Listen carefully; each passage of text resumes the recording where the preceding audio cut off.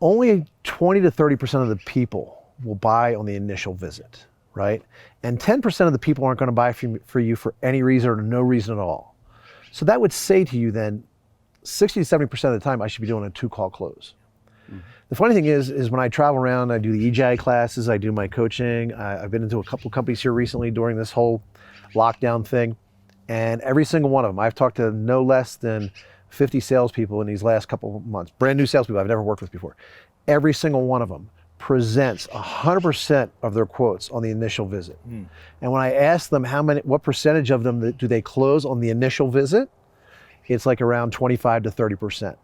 They get the rest of it in either follow-up or the customer calls back. But when you ask the guys, you go and dig a little bit deeper, right? And you say, how often do you follow up? And they'll say once or twice, and then I get busy and they have my price. If they're interested, they'll call back. We're so expensive, if we don't get it on the initial visit, we're not going to probably get it. And so they tell themselves a story about, not following up, right? And they don't. And the funny thing is I say to the people who do follow up, I say, has a customer ever told you that the only reason that you got the business is that you're the only one who followed up? Yeah. And invariably everybody has these stories. And you're like, so to me, there's something in there to be said about the follow-up. And so let me kind of bring this full circle and say to you this. I can go to a company, not generate one more lead, not spend one more marketing dollar, and I can double that business in a year. And they're lost leads.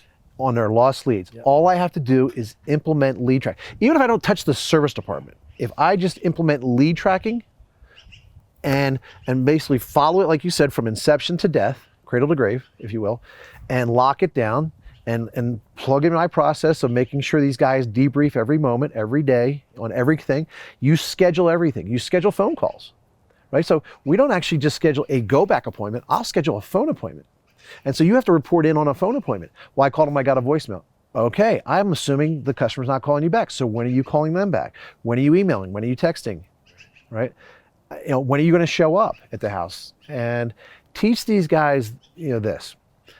No secret that the guy in every company that I've ever worked with, including several of my current clients, the guy who just finished off his month at $500,000, the top guy in that company is the #1 follow-up guy.